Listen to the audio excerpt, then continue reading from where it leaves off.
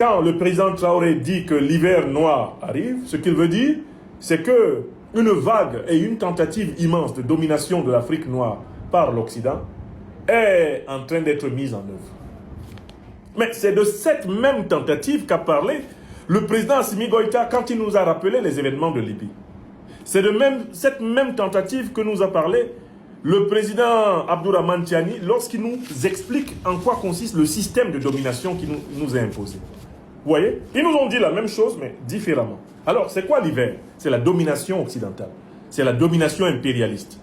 C'est quoi l'hiver? C'est une image pour décrire l'œuvre de l'OTAN, l'œuvre du néocolonialisme français, de l'impérialisme européen, l'œuvre duplicitaire des puissances du Moyen-Orient qui sont alliées à l'OTAN contre l'Afrique, qui ont participé au saccage de la Libye et qui font semblant d'être amis de l'Afrique alors qu'elles sont associées à l'OTAN contre nous. Voilà ceux qui sont ici dans la métaphore du président Traoré, présenté comme étant l'hiver. Et la preuve que cet hiver-là, ce n'est pas simplement un climat. La preuve que cet hiver n'est pas simplement un climat, c'est que le président Traoré nous dit c'est un hiver qui sera très froid, sanglant et meurtrier. Donc très clairement, le président Traoré dit aux Africaines et aux Africains qu'une immense guerre de recolonisation est en train d'être mise en œuvre contre eux. Et alors, il va utiliser plusieurs métaphores. Il va dire que l'Alliance des États du Sahel a été créée pour protéger précisément les peuples sahéliens de cet hiver, c'est-à-dire de l'invasion occidentale et moyen-orientale à travers les organisations de mercenaires d'Al-Qaïda et l'État islamique. Le froid, ici, représente l'invasion de l'hiver. Il dit que l'Alliance des États du Sahel a cherché des arbres pour le feu afin de protéger les Africains contre ce froid. Qu'est-ce que ça veut dire? Les arbres pour le feu, ce sont les armes. Les arbres pour le feu, c'est l'armée unifiée. Les arbres pour le feu, c'est la banque fédérale. Les arbres pour le feu, c'est la diplomatie unifiée. Les armes pour le feu, c'est l'entraide contre les attaques. Les armes pour le feu, c'est la solidarité aésienne. C'est ce qui s'appelle ici les arbres pour le feu. Le président Traoré continue sa métaphore. Il dit que l'AES a été créée pour chasser les loups. Qui sont les loups? Ce sont les traîtres internes et les ennemis externes. Les traîtres internes, ce sont les Africains néocolonisés, soumis au néocolonialisme français, soumis à l'impérialisme occidental et moyen-oriental, et qui servent les intérêts des puissances étrangères contre les peuples africains. Ce sont ceux qu'on a appelés les nègres de maison, les maillots capétiens. Ce sont les nègres de salon, comme les appelle souvent le président Abdourahmane Tiani, reprenant ainsi une catégorisation connue des critiques du racisme. Les loups sont donc les traîtres intérieurs et les ennemis extérieurs. Alors, la construction des montagnes contre le vent de cet hiver noir, c'est la construction des différentes institutions ayant pour but de protéger les populations africaines. C'est donc la construction de la défense, la construction de la diplomatie, la construction de l'économie souveraine. C'est la construction de la barrière, de l'intégrité et de l'authenticité de la culture africaine comme source des institutions. L'hiver dont il parle arrive. Pourquoi? Pourquoi l'hiver arrive-t-il? Autrement dit, pourquoi la guerre occidentale de recolonisation de l'Afrique est-elle en train de hâter le pas? La raison en est très simple. L'Occident est globalement pauvre en matières premières stratégiques. Il est également extrêmement pauvre en capacité de renouvellement de ses ressources humaines. L'Occident est donc potentiellement en déclin économique et en déclin démographique. En réalité, l'Occident est confronté à une menace existentielle. D'abord, sur le plan économique, ne disposons pas dans ses sous-sols d'or, de manganèse, d'uranium, de coltan, de lithium, de gaz, de pétrole, etc., l'Occident a choisi depuis 600 ans d'organiser des guerres de pillage en Amérique du Nord, en Amérique latine, en Afrique, en Asie et dans les îles des océans Atlantique et Indien, afin de s'approprier les matières premières de peuples entiers et nourrir son industrie. C'est ce que l'Occident a fait depuis 600 ans. Maintenant, c'est ce modèle de pillage de la planète qui est remis en cause par l'émergence des BRICS, remis en cause par l'émergence du monde multipolaire. avec des puissances comme la Fédération de Russie, la République populaire de Chine, la République de Corée du Nord, des puissances comme l'Inde, des puissances comme le Brésil, des puissances comme le Venezuela, des puissances comme l'Iran.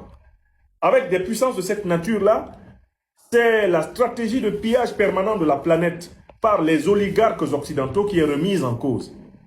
Et un vent de panique souffle donc dans tous les cabinets des géostratèges nord-américains et européens. Et ce vent de panique s'exprime à travers les questions suivantes. Comment allons-nous nous approvisionner en matières premières si la Russie réussit à nous empêcher de progresser davantage vers l'Est? Si la Chine réussit à nous empêcher d'utiliser Taïwan pour la dominer? Si la Corée du Nord réussit à nous empêcher de l'attaquer par l'accélération de son armement tactique, stratégique et nucléaire? Comment allons-nous nous procurer du pétrole si le Venezuela réussit à organiser une armée populaire et à mobiliser des alliances internationales qui nous empêchent de l'agresser? Comment allons-nous nous servir en Afrique si l'Alliance des États du Sahel atteint un seuil de puissance militaire tel que l'agresser, c'est prendre le risque de subir des défaites militaires sévères, et l'agresser, ça serait prendre le risque d'affronter les grands alliés de l'Alliance des États du Sahel, que sont la Fédération de Russie, la République populaire de Chine, l'Iran, le Venezuela, etc., etc. Donc, en fait, les géostratèges occidentaux sont en véritable crise mentale actuellement. Il faut que vous compreniez cela. Ça ne va pas. Où trouvera-t-on l'uranium gratuit, comme on le ramassait pendant pratiquement plus de 40 ans au Niger? Où pourra-t-on encore voler du pétrole, comme on le vole depuis plusieurs années, eh bien, dans le golfe de Guinée, comme on le vole au Congo, au Gabon, comme on le vole, eh bien, au large du Cameroun ou du Nigeria? Comment est-ce qu'on va faire? Où pourra-t-on encore ramasser des tonnes d'or, alors qu'on n'a pas d'or dans son sous-sol? Dès lors que le Mali, en passe de devenir le premier producteur d'or du continent, a décidé de transformer son or sur place et de valoriser son propre lingot pour créer bientôt, avec les puissances souveraines, eh bien, du Burkina Faso et du Niger, sa propre monnaie. Qui va-t-on encore piller? Voilà la situation dans laquelle se trouve l'Occident, qui refuse de renoncer au modèle du diviser pour régner, le modèle de l'ordre par le chaos, le modèle des guerres permanentes de pillage, des guerres hybrides, des guerres par proxy interposées, des guerres manipulées, comme celle, par exemple, qui est menée contre le peuple de la République démocratique du Congo, à travers l'Ouganda et le Rwanda, qui sont financés par l'Union européenne, financés par les États-Unis, financés par la Grande-Bretagne, pour mener une guerre permanente contre le Congo et obliger les dirigeants congolais à accepter la braderie de leur pays avec les États-Unis, avec la Grande-Bretagne, avec l'Union européenne, la braderie des richesses du Congo avec le Rwanda, avec l'Ouganda, en tant que ceux-ci sont les serviteurs de l'ordre impérialiste occidental international. Vous voyez bien ce modèle. C'est ce modèle qui est en crise. Et voilà pourquoi, eh bien, les impérialistes occidentaux et moyen-orientaux sont décidés à organiser une agression de plus grande ampleur.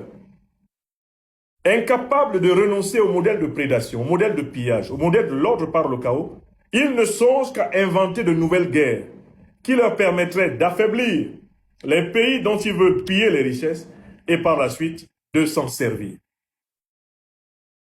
Si vous voulez comprendre l'origine de toutes les guerres que nous avons dans le monde et qui sont provoquées par les agressions militaires de l'OTAN, eh bien, lisez déjà le beau livre de Daniel Ganser, l'historien et géopolitologue suisse Daniel Ganser, Les guerres illégales de l'OTAN. Dans ce livre sont documentées toutes les guerres que l'OTAN a déclenchées dans le monde et les preuves que toutes les guerres que l'OTAN a déclenchées dans le monde avaient pour finalité le pillage des ressources naturelles du pays agressé. Et les exemples pullulent. Ils prennent depuis la naissance de l'OTAN dans les années 40-50, dans les années 50, jusque dans les années 2020. Daniel Ganser étudie toutes ces guerres illégales et je vous ai parlé dans plusieurs de mes émissions de cet ouvrage. Donc, Le président Ibrahim Traoré reste dans la métaphore de l'hiver. Qu'est-ce que